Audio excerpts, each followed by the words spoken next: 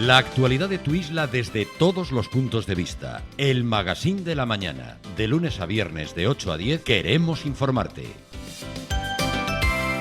Centro Comercial Atlántico Fuerteventura patrocina La actualidad de tu isla desde todos los puntos de vista. El Magazín de la Mañana con Nuria González. Queremos informarte.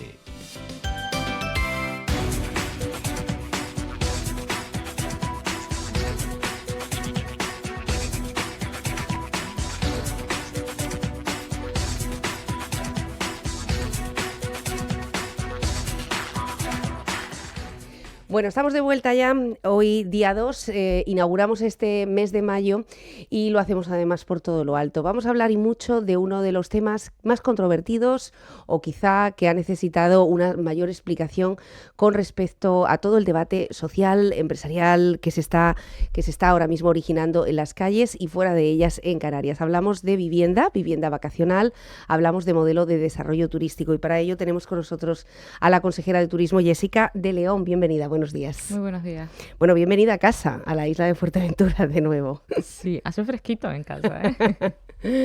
Bueno, Jessica, antes que nada, ¿cómo han valorado ustedes la manifestación, la concentración que se producía hace 2 fines de semana y que yo creo que ha sacado a la calle a muchos sectores distintos, con diferentes demandas, quizá, pero en todo caso que invitaba a una reflexión de la Canarias a la que debemos dirigirnos? ¿Cuál es su balance?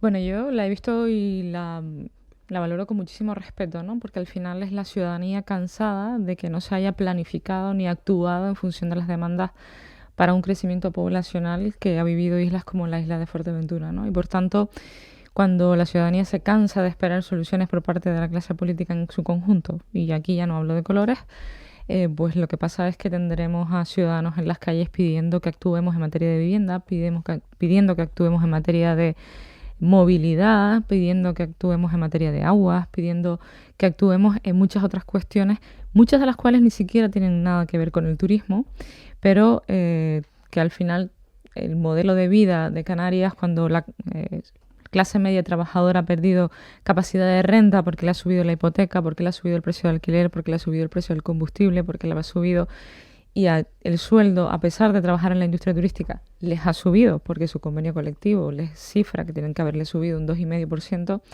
A pesar de eso no es suficiente la subida con lo que le ha subido el encarecimiento del precio de la vida y lo que han perdido es calidad de vida en definitiva, ¿no?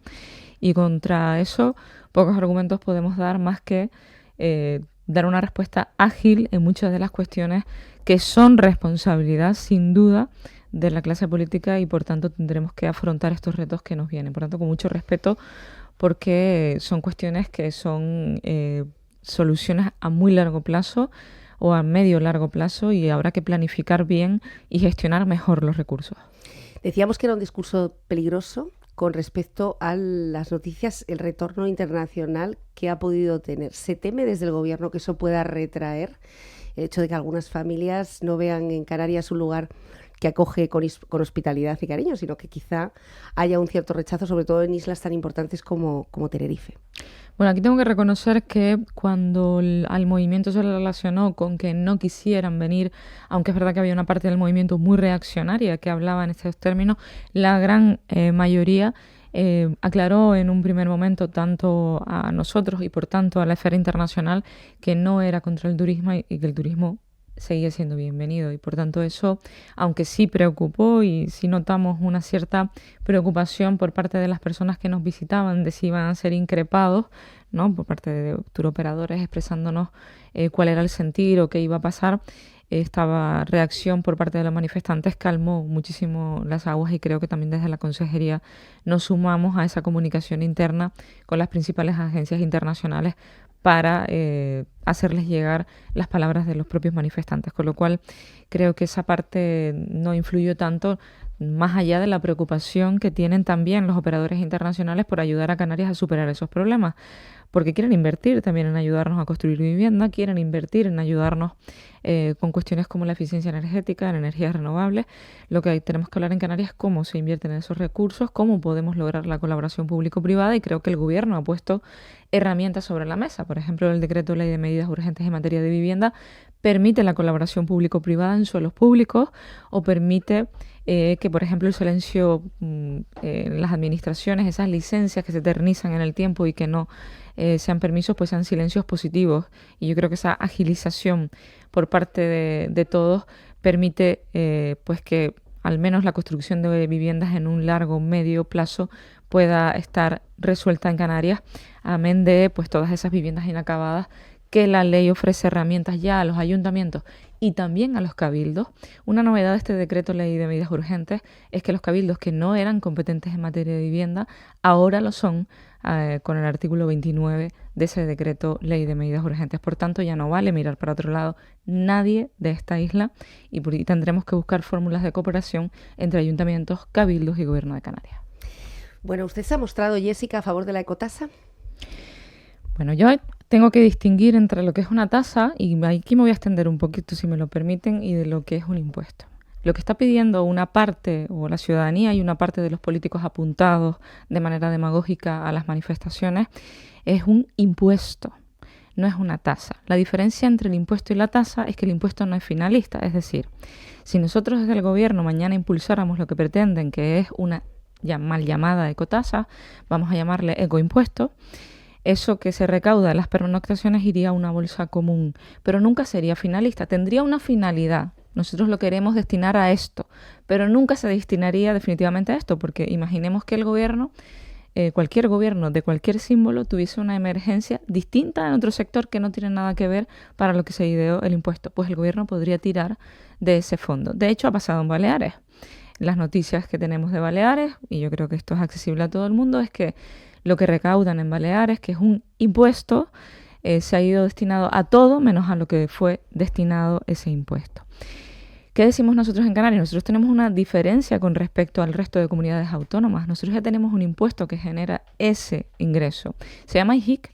En el resto de comunidades autónomas, al tener un IVA que va a la caja común, no se quedan los ingresos en Canarias. En el resto de comunidades. En Canarias sí, porque esos 22.000 millones que genera el sector turístico, el 7% de eso se queda aquí. Y se redistribuye, claro que se redistribuye. El bloque de financiación canario llega a ayuntamientos y llega a cabildo.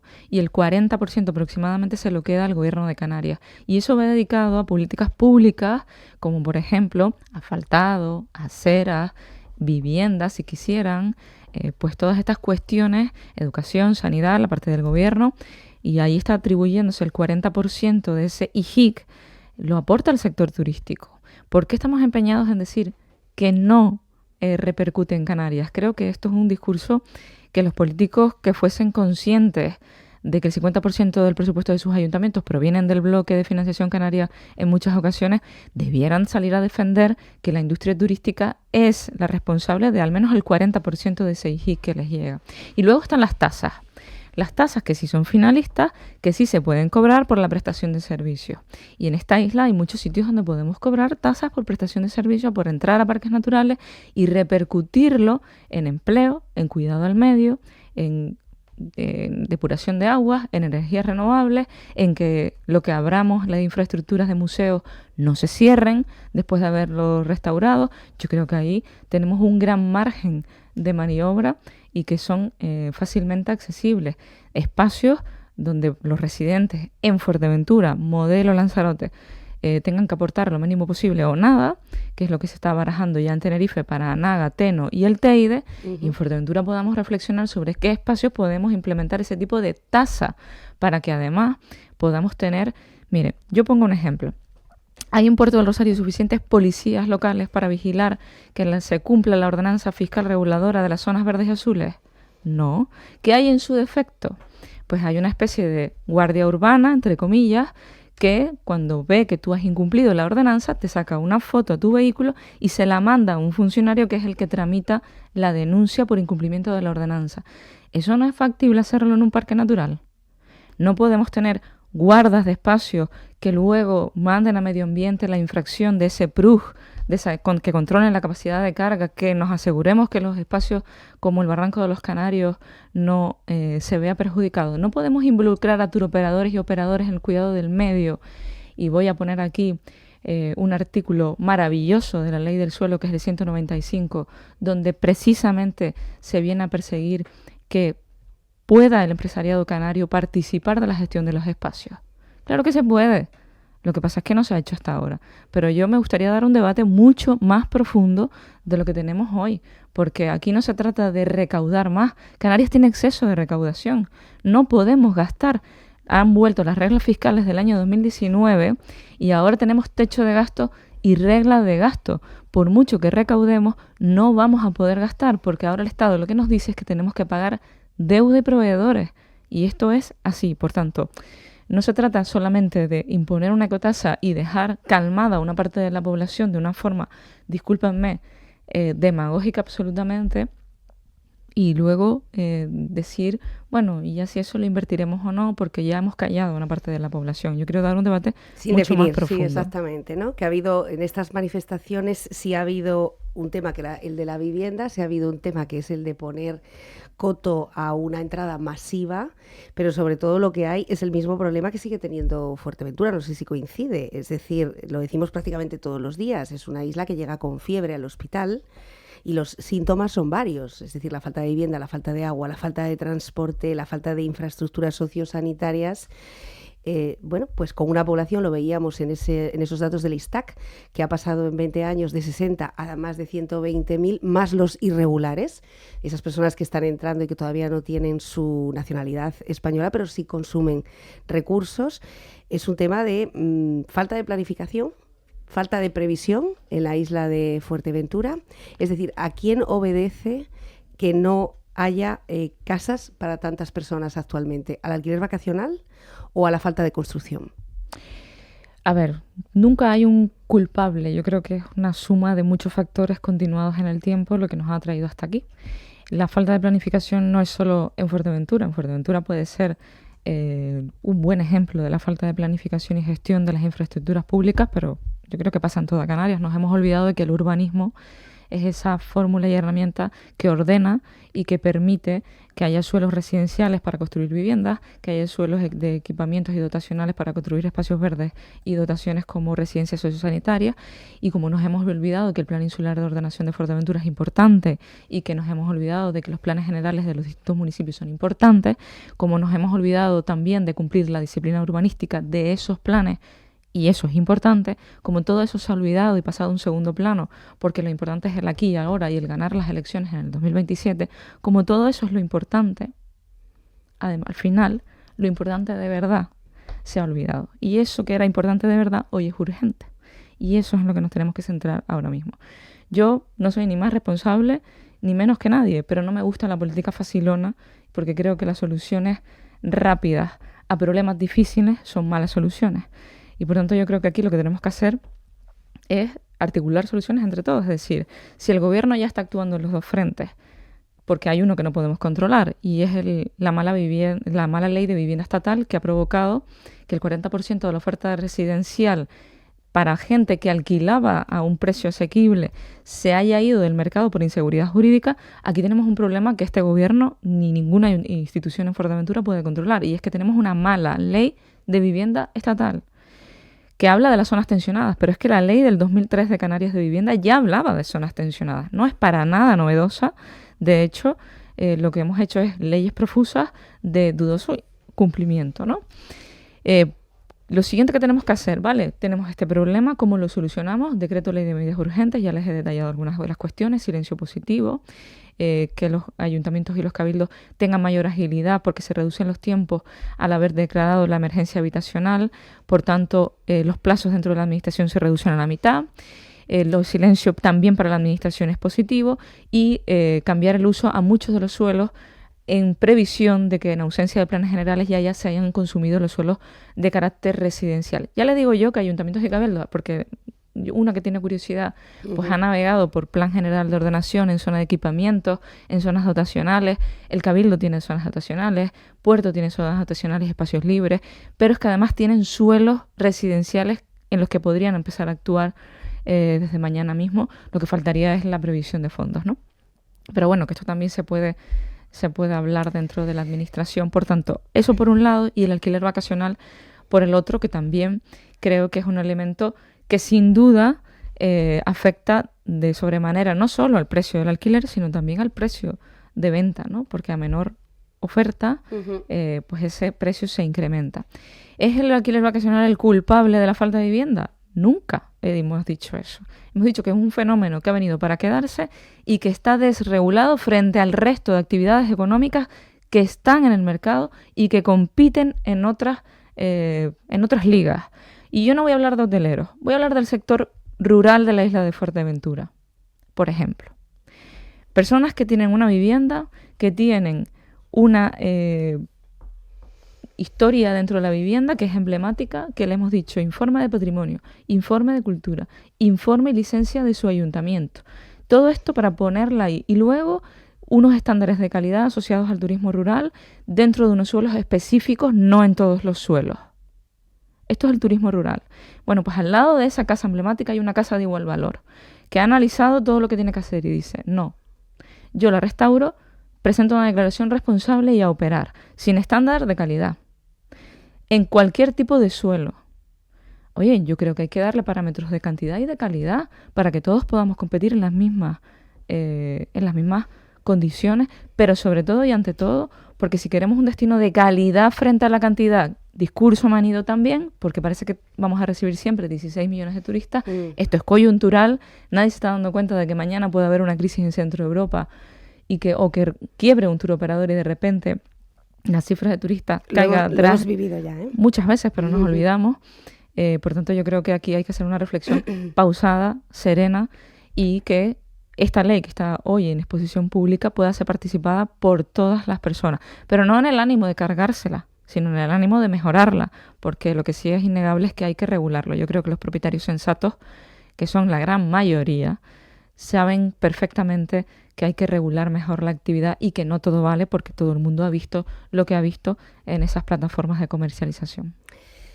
Bueno, muchos temas por aquí. Efectivamente, el sector rural versus la vivienda vacacional, lo hemos analizado ampliamente porque además hicimos un recorrido por todas las viviendas de Fuerteventura durante su mandato, de hecho en el Cabildo, y fue muy interesante conocer la historia, pero sobre todo la lentitud para poder ponerla en el mercado. Aquello no era de pedir una licencia en turismo y automáticamente abrir y poner una VV o una VA, ¿no? En este caso había bastante trabajo detrás y efectivamente han sido un sector que también ha levantado la manita diciendo yo estoy aquí y también quiero competir en la misma liga y no tener siempre que ser casi el que pide perdón con la mano por conservar patrimonio. En este punto, decía usted, Jessica, agilizar la administración. El Ayuntamiento de Puerto del Rosario tiene actualmente a sus aparejadores de baja. Está emitiendo 2 licencias al mes, el Ayuntamiento de Puerto del Rosario. En este caso, ¿qué artículos o qué medidas legales pueden permitir, ante una situación como la que está sucediendo, aún aprobando en un pleno una medida para retener durante un año en la elaboración del catálogo todo el patrimonio de Puerto del Rosario y evitar que se caiga algo más de lo que ya se ha caído mientras se completa ese catálogo? Aún así, 2 licencias al mes. Esa es la velocidad de crucero. Lo digo porque es el ayuntamiento que tiene un plan general, que no pasará en el resto, que no lo tiene, ¿no? Claro. Y termino, decía la concejala el viernes, la concejala de vivienda, que había más de 9.000 metros para construir vivienda dentro del Ayuntamiento de Puerto del Rosario.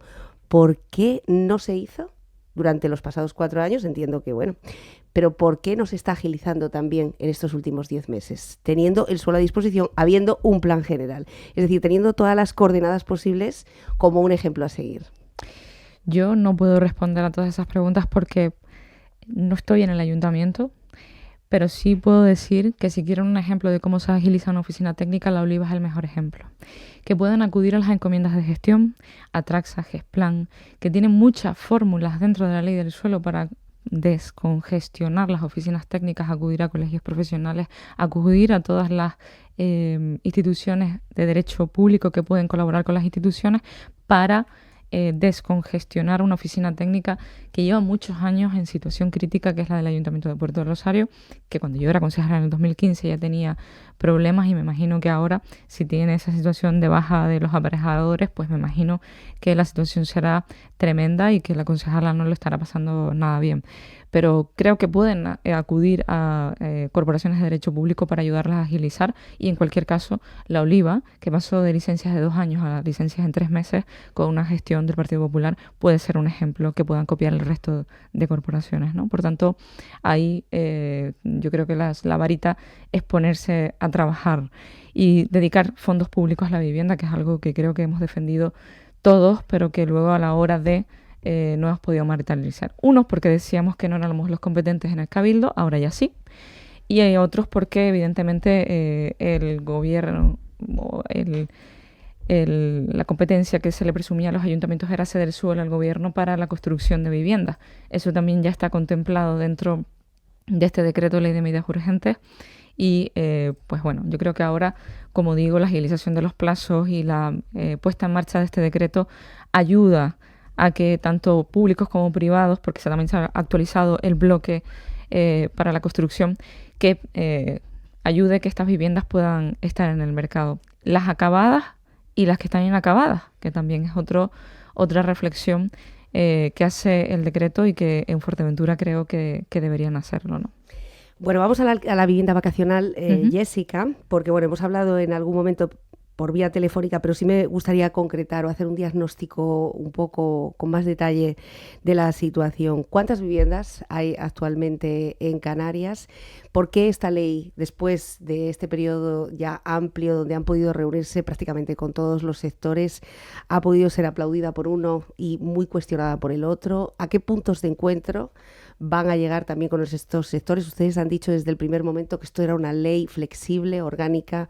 Se está buscando el mayor de los consensos, a pesar de que no se va a contentar a todo el mundo. En esto creo que todo el mundo puede estar de acuerdo.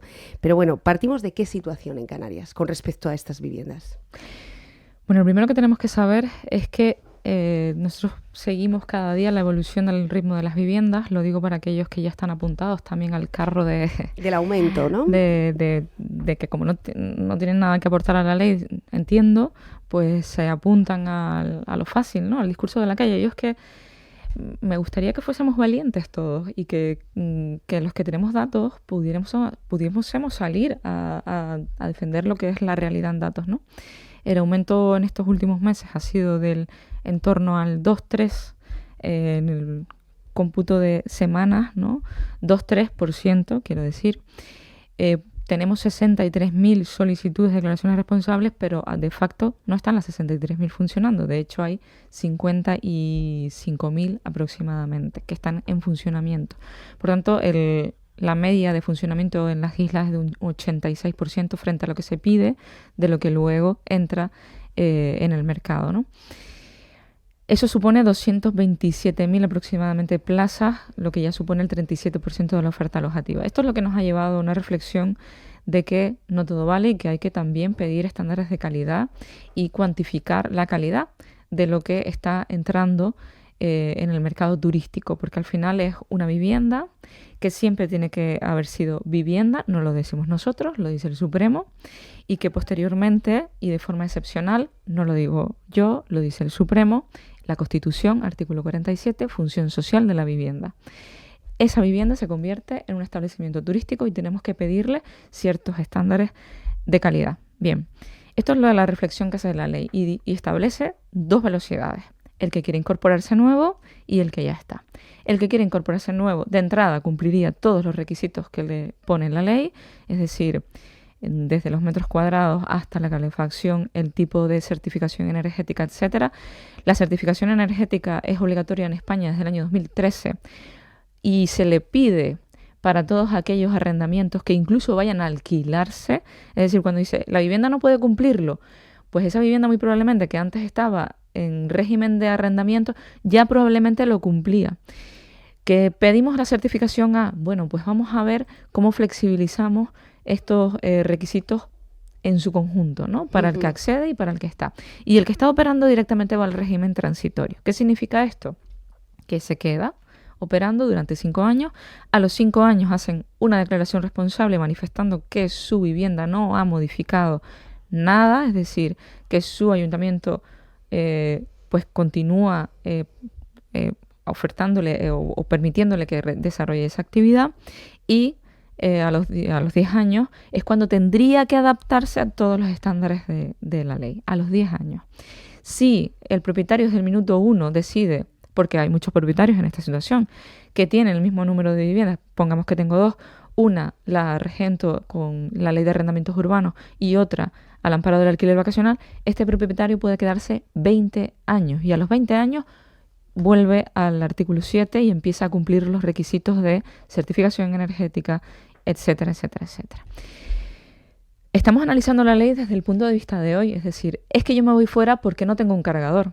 Bueno, a la velocidad que están yendo las ayudas de eficiencia energética, que prácticamente a los propietarios se les ayuda, grandes, pequeños y autónomos, a que cada uno tenga un cargador, que además la ley nacional obliga a que tengamos cargadores a la industria turística. Hay que leérsela, pero por cada plaza se exige, y además a los ayuntamientos, a los cabildos, es decir, se nos exige tener este tipo de cargadores, por lo cual lo van a tener más cerca y no van a tener que ni siquiera ponerlo el propietario.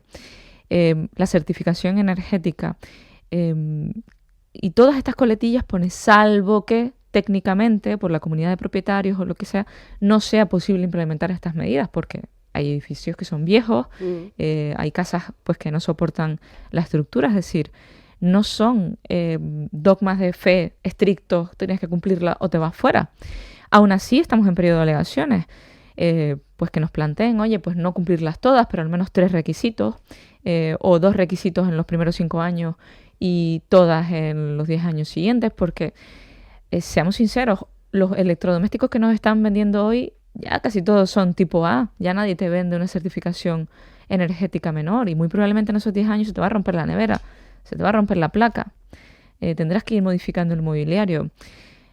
Yo creo que hay que tener sosiego en los mensajes que se mandan a los asociados, en los mensajes que se mandan a la ciudadanía, y que nosotros tenemos muy presentes de que esta actividad tiene que ser desarrollada como empezó, economía colaborativa para las familias y para los pequeños propietarios, con independencia de que los grandes tenedores se puedan incorporar, pero siempre sabiendo que los edificios enteros tendrán que mutar a lo que son.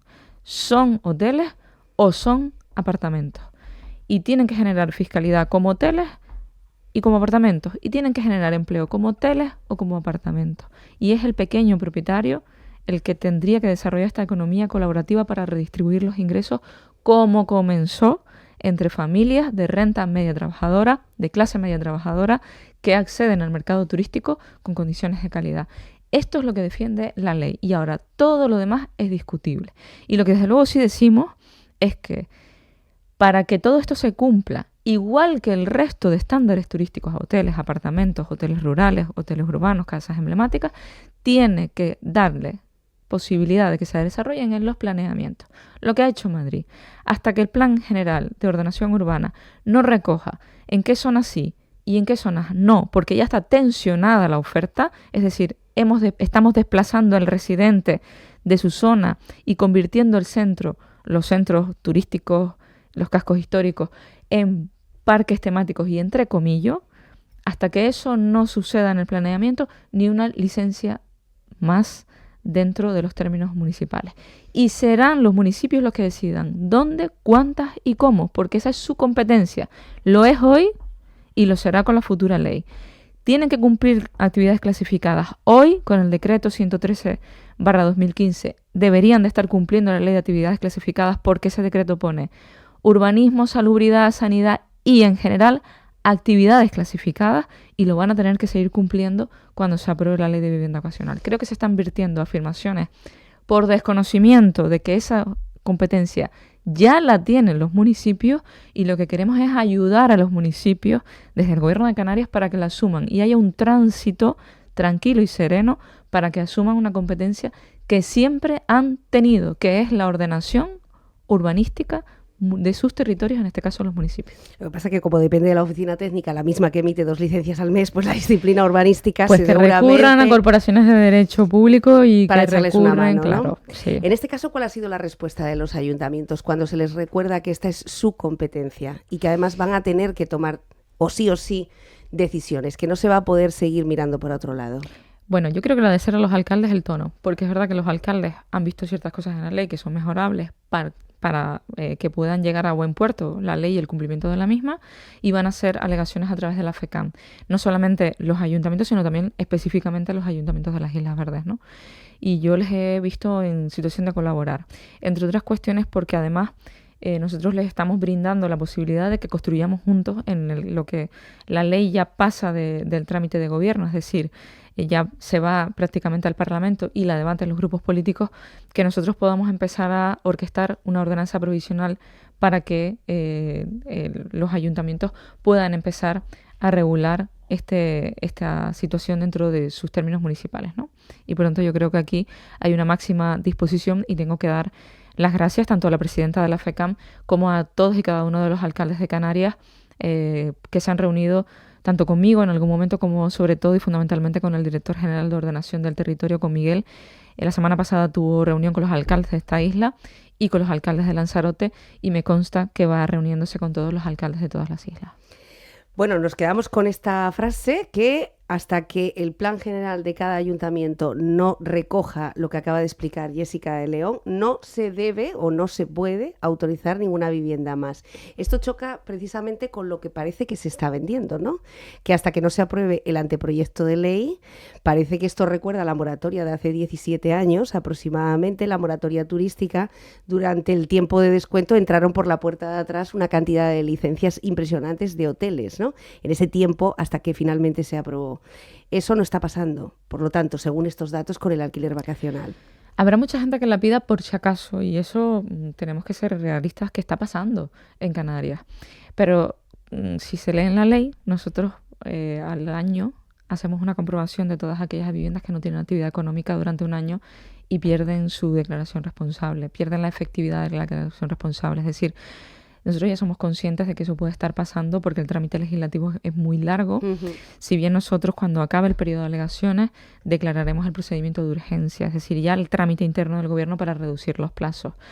Y luego dependerá pues de la agilidad de los grupos parlamentarios dentro del Parlamento si hay voluntad o no de aprobar la ley. Yo lo que me he encontrado hasta ahora es un discurso que, más allá de moratoria en el vacacional sí, moratoria en el vacacional no ha sido frentista. Y yo les agradezco también el tono hasta el momento. Vamos a ver después... También con ASCAP, con la Asociación de Alquiler Vacacional. Bueno, con el ASCAP hace su papel, que es de defensa del propietario. El propietario evidentemente quiere que se le regule lo menos posible, o al menos eso es lo que ellos han manifestado. Si no es así, me disculpan, pero es lo que he escuchado durante todos estos meses, que no es necesaria una regulación. Pero bueno, ya creo que tanto nosotros también tendremos que acercarnos a los postulados de ASCAP como ASCAP a los del gobierno y encontrar un punto intermedio. Yo soy siempre optimista, creo que lo vamos a hacer. No hay grandes diferencias cuando yo les escucho hablar, salvo alertar, que vengan las reuniones, que les van a quitar su vivienda y estas cosas que son profundamente irresponsables. Luego veremos lo que nos presentan en el trámite de audiencia que le hemos dado y ver qué puntos de encuentro podemos hacer. Nosotros somos absolutamente flexibles siempre y cuando entiendan que aquí hay que regular la actividad, que es una actividad económica y que por tanto tiene que tener estándares de calidad si lo que queremos es un destino de calidad. Igual que han hecho todas las comunidades autónomas de este país, igual que está haciendo el resto de la Unión Europea. Y por cierto, ha entrado en vigor 2 reglamentos muy importantes que van a condicionar la acción del gobierno estatal, que veremos cómo responden y que miraremos de reojo a ver si afecta también al texto normativo. Uno es el de comercialización de las plataformas. Este no nos afecta porque al revés, este nos da la posibilidad de multar a las plataformas que comercializan oferta ilegal. Y el otro es el de las segundas residencias y estancias medias, que eso, a ver cómo, tenemos que echar un vistazo a ver cómo está interpretándolo la Unión Europea esas segundas residencias. Repito, Unión Europea, no Canarias, y que el Estado ya está dando pasos, me consta, de reuniones con inmobiliarios, con el sector inmobiliario, con el sector del Colegio de los Registradores, y posteriormente lo hará, entiendo, con las comunidades autónomas, y que esto también sí va a afectar a los propietarios del alquiler vacacional.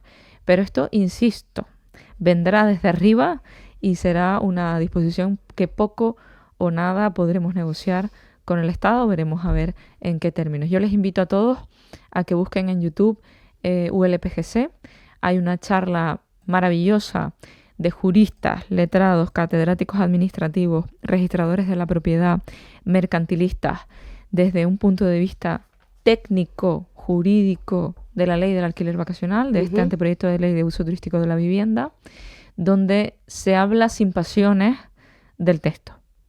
Y todo eso que se nos acusa de que invadimos la competencia municipal, de que no es constitucional, de que la libertad de empresa, la libertad de propiedad privada, hablan de todas estas cuestiones, y creo que es muy importante que la ciudadanía al menos lo vea con tranquilidad, con sosiego, y que lo analice. Esta medida, esta ley valiente, yo creo que en eso podemos estar de acuerdo todos. En solo 10 meses ese anteproyecto está caminando, que por cierto, ¿cuándo se llevará al Parlamento definitivamente? Calculamos que en septiembre, finales de septiembre, pueda entrar.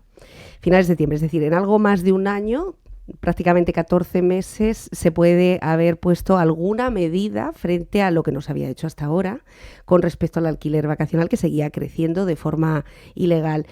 Hemos visto declaraciones de Fernando Clavijo defendiendo no solamente a la consejera de Turismo, sino defendiendo que hay un pacto de gobierno con esta ley. ¿Se ha tratado de utilizar esta ley para hacer política? Para ver, todas. Bueno, hay todas, efectivamente todas, pero quizá para buscar grietas dentro del pacto de gobierno. Eso siempre lo hace, legítimo por parte de la oposición y por parte de algunas organizaciones que prevén un cambio de sentido, ¿no? En el pacto de gobierno, pero yo sí tengo que agradecer tanto al presidente como al vicepresidente el respaldo que en todo momento han manifestado al equipo de turismo, no solamente a mí como consejera, sino al director general de ordenación, al viceconsejero, al director general de infraestructura y al gerente de Promotur en su conjunto ante una decisión valiente que evidentemente nosotros sabíamos que tenía un coste, no solamente de popularidad, entre comillas, sino un coste político también asociado, ¿no? Y quiero darles las gracias por la firmeza. Ellos son muy conscientes de que ahora toca un periodo de negociación, de consenso, de diálogo, que será de puertas para adentro, o al menos desde la consejería el diálogo institucional lo mantendremos de puertas para adentro, para intentar llegar a un acuerdo con todos y cada uno de los agentes que se sientan perjudicados o afectados por esta ley, para llegar, como digo, a la mejor ley posible para Canarias. Pero estoy segura de que Canarias será punta de lanza a nivel nacional, porque si escuchan a los registradores nos van a dotar de una herramienta muy importante para el control efectivo posterior de la ley, que no solamente a nosotros, sino también a los cabildos y a los propios ayuntamientos. Yo creo que vamos a ser punta de lanza del resto de comunidades autónomas. Pero bueno, ser los primeros siempre cuesta porque vas rompiendo el hielo y barreras, ¿no?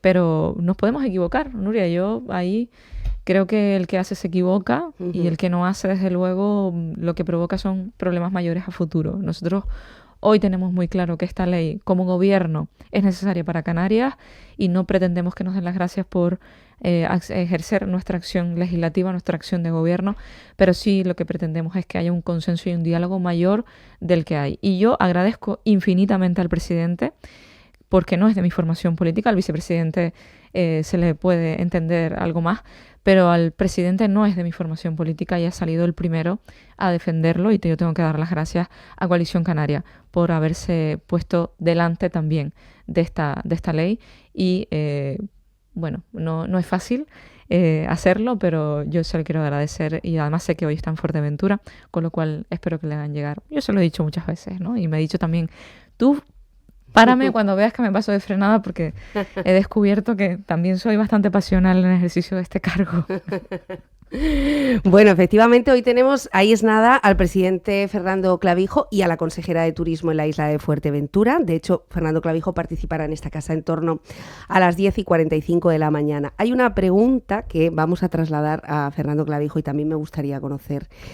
El tema de las tierras raras, Jessica, es un tema del que hemos oído todo prácticamente aquello que han querido narrarnos los diputados de Fuerteventura, Y es un tema que llega a la mesa de todos los majoreros gracias a una plataforma de vecinos que se han ocupado de airear, desembolsar dinero personal, tiempo, esfuerzo y bueno, pues todas estas cosas que los políticos hacen en campaña, pero que ellos lo que han hecho, que su campaña ha sido las tierras raras. Creo que ahora mismo no hay nadie en Fuerteventura que no sepa exactamente que hay 45, puede haber 45 kilómetros cuadrados afectados. Lo que hemos echado de menos desde Fuerteventura es un posicionamiento del gobierno, es decir, que la presidenta del Cabildo, los responsables de Coalición Canaria se presenten en el Parlamento, es normal. Que acompañen a los vecinos, es normal, a ese pleno. Que se vote de forma unánime la contestación social de los vecinos de Fuerteventura es, bueno, hay que escuchar a los vecinos. Pero nos ha parecido curioso que Fernando Clavijo, incluso el vicepresidente del Gobierno, no hayan emitido aún un posicionamiento. Porque claro, ahora mismo todos los vecinos de Fuerteventura que están en contra, al menos los que están en contra de las tierras raras, dicen, bueno, vale, los que primero votaron PNL para sacarlo adelante, ahora votan otra PNL para deshacer lo que habían hecho. Pero a partir de ahora la responsabilidad está en el gobierno. ¿Qué va a hacer el gobierno o qué debate se está gestando dentro del gobierno con respecto a este asunto? Bueno, lo primero que tengo que decir es que Fuerteventura tiene una sensibilidad infinita con todo lo que tiene que ver con su paisaje y yo creo que esto es algo que entendimos desde el minuto uno. De ahí que el Partido Popular, por ejemplo, en Dreamland fuese tan tanjante, ¿no? Y ahora con las tierras raras igual. En Fuerteventura el Partido Popular apoya al colectivo de Ajuy principalmente, pero bueno, que se ha extendido al resto de las islas. Y luego está la política, que es distinta. Y digo que es distinta porque en ese Parlamento se llevó una proposición no de ley que ha citado por parte del Partido Socialista en el nombre de Gustavo Matos,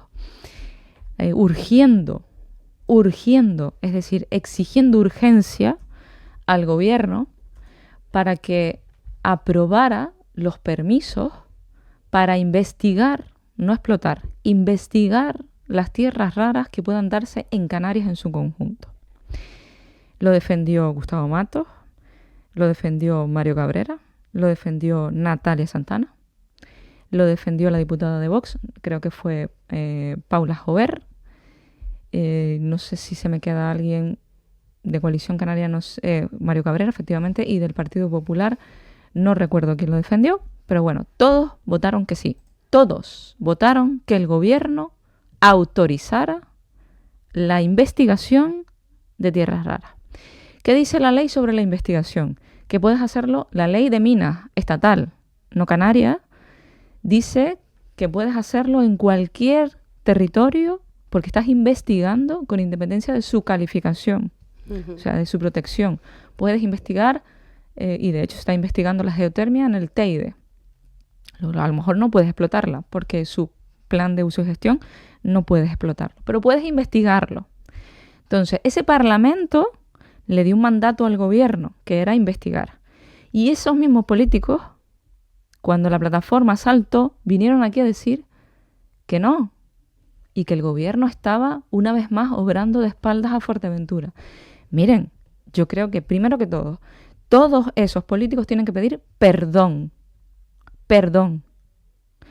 Porque todos esos políticos urgieron a que se firmara por parte de la Dirección General de Industria unos permisos que primero saltaron en la isla de Fuerteventura. Y le garantizo que los diputados del Partido Popular nunca se reunieron con ninguna empresa. Los del PP. Por tanto, los del PP no sabían si iba a haber investigaciones en tierras raras en Fuerteventura o no. Y ahora nos encontramos con que esos permisos están firmados en ciertas áreas de exploración. Y ahora nos encontramos con un gobierno, con el vicepresidente y el presidente, que están debatiendo lo que soberanamente ha votado la isla de Fuerteventura y también el Parlamento de Canarias. Y estoy segura de que encontraremos una solución. Lo que no se puede actuar es de esta forma tan irresponsable y demagógica con la ciudadanía. Y tengo que decirlo, y lo siento, porque son los políticos de mi isla, algunos los aprecio y los estimo, pero creo que no se puede jugar así con el sentir ciudadano y hacer de esto política, permítanme, a 4 duros. Ahora bien, queremos paralizar la investigación, insisto, lo que se va a hacer es investigar, no explotar, porque para explotar sí hay que tener otros recursos, hay que tener una declaración de impacto ambiental y muy probablemente las zonas en las que se ha elegido, ayer el Cabildo decía, zona de reserva de la biosfera, CEPA, una creo que está dentro del PRUG de Betancuria, otra creo que es zona Red que Natura, no está, etcétera, sí. Red Natura, pues todo eso va a impedir cualquier explotación. Muy probablemente en una declaración de impacto ambiental solo no va a superar nunca nada, porque si incluso biodiversidad en el gobierno de Canarias para un Dreamland que estaba en suelo rústico común informó desfavorable porque estaba afectando un espacio natural que estaba a escasos metros, dudamos que un permiso de explotación pueda resolverse. La exploración, la Ley General de Minas permite que se haga en todo el territorio porque es un taladro que como una cata cuando te vas a hacer una vivienda. Pero esa Ley General de Minas, ya que ha salido un partido socialista de Fuerteventura, agobiadísimo porque se exploren sin ningún tipo de declaración previa, oiga, pues que urge a su senadora y a sus diputados a que modifiquen la Ley General de Minas a nivel estatal y entonces en Canarias, ni en ninguna parte de España, o que al menos exceptúen a Canarias por su riqueza, su biodiversidad, por su 40% de paisaje protegido, su 88% en la isla de Fuerteventura, pues no se den permisos de investigación sin declaración de impacto ambiental previa, porque si tuviésemos una declaración de impacto ambiental previa para investigar, en las zonas elegidas, en este caso por la empresa, muy probablemente no serían favorables estos permisos, ¿no? Y yo insisto, estamos a favor de lo que está pidiendo la ciudadanía de Fuerteventura, pero hay que ser un poco más responsables, ¿no?, con esto que se está pidiendo. Y claro que el gobierno se ha quedado descolocado, evidentemente, y tendrá que buscar una solución para adaptar a estas exigencias. Pero es agotador estar en un debate de este tipo cuando, bueno... Con muchos temas, además, ¿no? Con muchos de los temas de Fuerteventura se está haciendo prácticamente este primero sí, después no.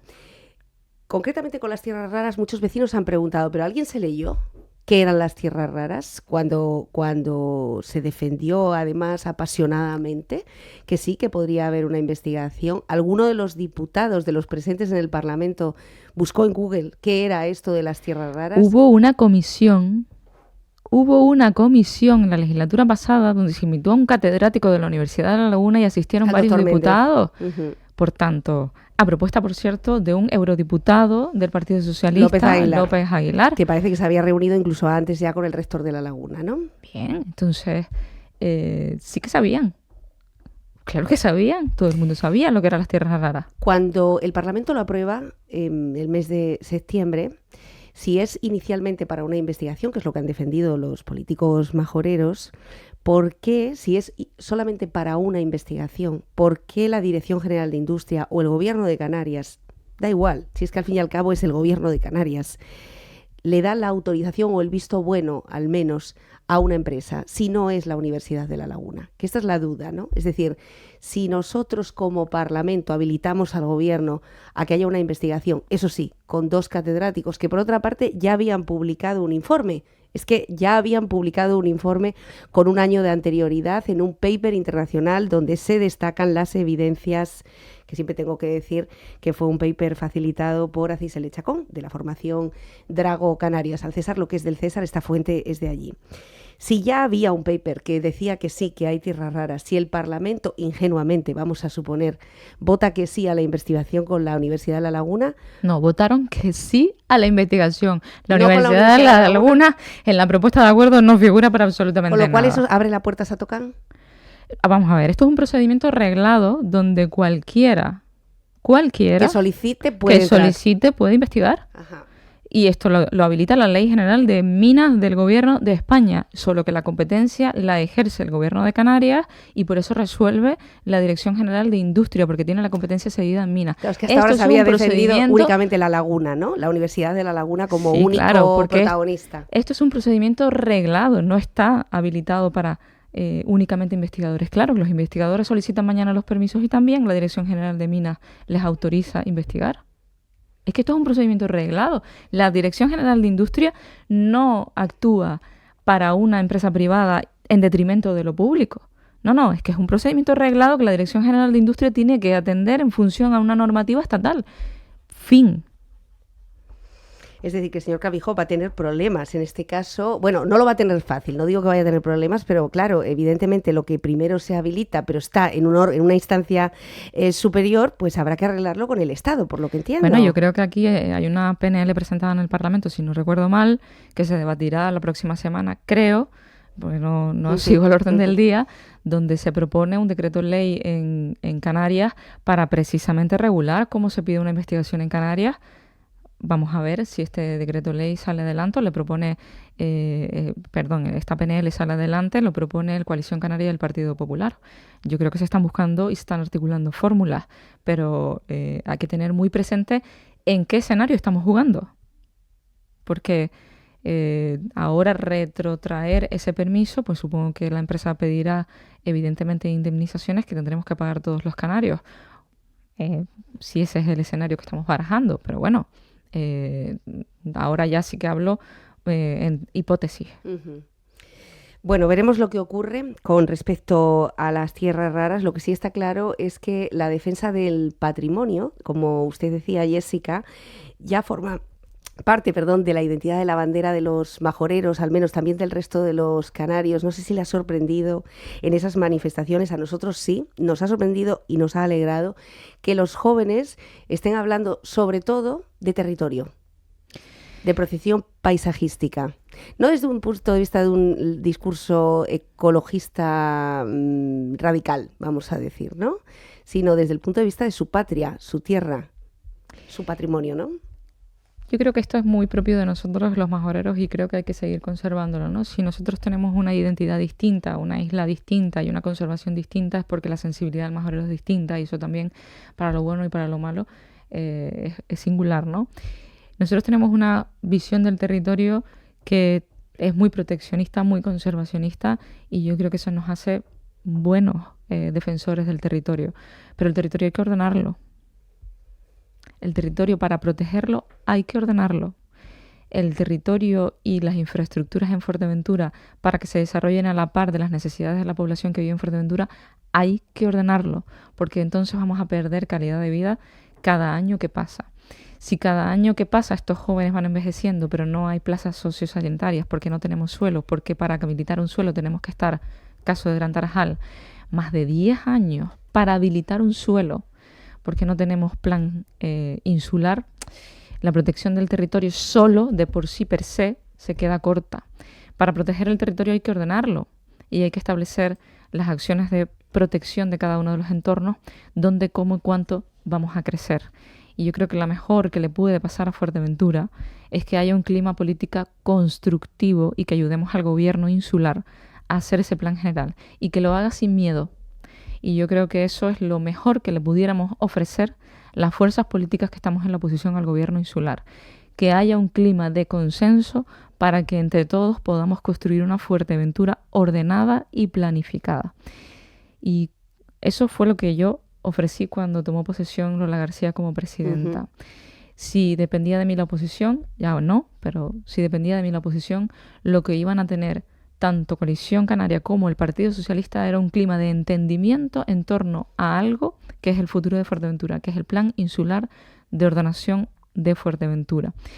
Hoy están tramitando un plan territorial energético y están tramitando una ordenanza de regulación también de las renovables de forma paralela, provisional, porque el plan territorial lleva unos hitos bastante largos en el tiempo, ¿no? Y ahí también, no solamente el gobierno, Mariano Hernández Zapata esta mañana en el Cabildo Insular, sino también el Partido Popular creo que tiene que estar aportando de forma constructiva. Lo mejor que le podemos ofrecer a Fuerteventura para proteger su territorio es consenso, encerrarnos en despachos con técnicos, con abogados, con universidades, con todo aquel que pueda aportar experiencia a Fuerteventura y planificar la ordenación y la protección del territorio en Fuerteventura.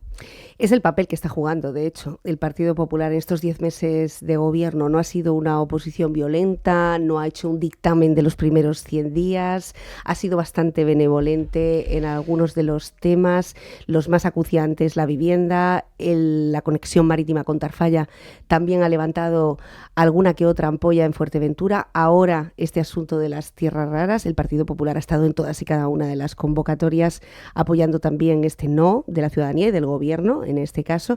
Quiero decir que la actitud del Partido Popular ha sido constructiva y ha sido casi de mano tendida al gobierno. Incluso muchas personas han dicho, oye, es que el Partido Popular no está haciendo oposición. Ha sido el propio Claudio Gutiérrez el que ha dicho, no, es momento precisamente de consenso, de ser constructivo, de no crispar. Hemos tenido una legislatura anterior donde esa había sido la nota predominante. Efectivamente, y frente a eso nos hemos encontrado muchas cachetadas, todas dirigidas a las consejerías que dirige el PP dentro del gobierno. Y yo sé que esto responde a un pacto distinto que hay en Fuerteventura, y bueno, yo respeto las estrategias, pero creo que deberían aprovechar la mano tendida, y si de verdad, todas las fuerzas políticas están preocupadas por el futuro de Fuerteventura, por dónde construir vivienda, dónde construir residencias para mayores, que haya recursos habilitados para personas con discapacidad, que haya mejores carreteras, que haya mejor movilidad. Si de verdad todos están en esta, creo que deberían de aprovechar el tono del PP de Fuerteventura. Bueno, pues ojalá sea así, porque no es habitual, nada habitual, que tengamos dos consejeros en el gobierno de Canarias y mucho menos un gobierno que nos visita frecuentemente, cosa que agradecemos. Yo creo que es importante saber que nuestros majoreros también defienden Canarias, pero especialmente las circunstancias que son distintas, las de la isla de Fuerteventura. Entiendo, Jessica, que ahora con una visión mucho más holística de Canarias, pues también se verán las fortalezas, por supuesto, de Fuerteventura, pero también sus debilidades, ¿no? Una isla que no presenta demasiados proyectos, que no recurre a esas ayudas de esas instancias que son gratuitas para poder desatascar los problemas que tiene pendientes históricamente, desde hace ya muchos años, o que estamos a la cola, efectivamente, seguimos a la cola en plazas sociosanitarias. Entiendo que uno tiene que sentir un poco de frustración a veces. Sí, cuando ve que la política es el principal canal para vehicular esto y que por no compartir color, bueno, es frustrante. Pero yo no... Quedan 3 años todavía. No me quejo.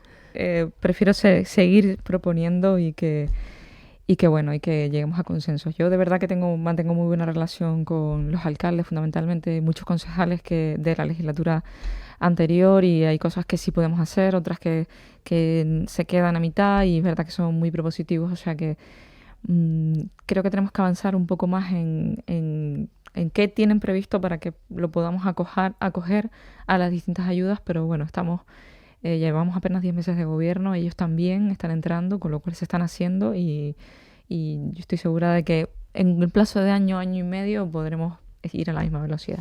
Bueno, es el ejemplo de Betancuria, un ayuntamiento que con 1 millón de presupuesto se han acostumbrado ya mucho a solicitar proyectos a la Unión Europea, al Gobierno de España. El hecho de ser pueblo más bonito de España también les da una concesión especial. Ahora, por fin, también desde el Cabildo y del Gobierno de Canarias, no antes, hay que recordarlo, y que además esta semana nos sorprendían con ese proyectazo, 200.000 euros de la Consejería de Turismo, por seguir apostando por lo que son patrimonio, belleza, bueno, respeto total a esas edificaciones. Eso también tiene un premio, pero también hay que saber pedirlo, ¿no? Claro, nosotros cuando nos sentamos con Betancuria le decíamos, bueno, vamos a ir por fases, porque evidentemente es un ayuntamiento como muchos, ¿no?, de Canarias, 27 en total de los 88 tienen menos de 5.000 habitantes, y con ellos tenemos una sensibilidad especial. Con Agulo, la alcaldesa de Agulo ya casi se ha convertido en una amiga, ¿no? Con Marcelino, con Tejeda, o sea, los municipios más bonitos de España. Teide no tiene 5.000 habitantes, pero también tiene esa singularidad, ¿no? Sí. Ese trato especial. Y es verdad que nosotros en el trámite presupuestario se nos quedaron los pueblos más bonitos fuera, y queríamos rescatar esas ayudas, y lo hemos habilitado en estos escasos meses, ¿no? Y entonces, bueno, pero ellos siempre están ahí, tienen un proyecto muy bonito para Betancuria, y ya les hemos dicho, vamos a fasear la ayuda, primero soliciten el proyecto, luego podemos empezar a hablar de cómo habilitar los suelos y demás, y saben que estamos absolutamente a disposición. Bueno, pues un placer, como siempre, Jessica de León. Lamentamos mucho por aquí, la nombramos, quiero decir, no lamentamos, la nombramos habitualmente en esta casa porque son muchas las Algunos me noticias. lamentan, sí. No me cabe ninguna duda, pero claro, efectivamente es que el movimiento genera eso, genera filias y genera fobias, pero el no movimiento lo que genera es un continuismo que nos estaba llevando desde luego a los problemas que describimos casi a diario en este programa y que está padeciendo Fuerteventura. Un placer, mucho ánimo, mucha suerte y feliz estancia en esta que es su casa. Gracias. Muchas gracias. Gracias. Hacemos una pausa publicitaria y seguimos en esta jornada de jueves donde no se olviden, hoy 6 de la tarde, inauguración de la Feria Insular de Artesanía en la Plaza de Antigua.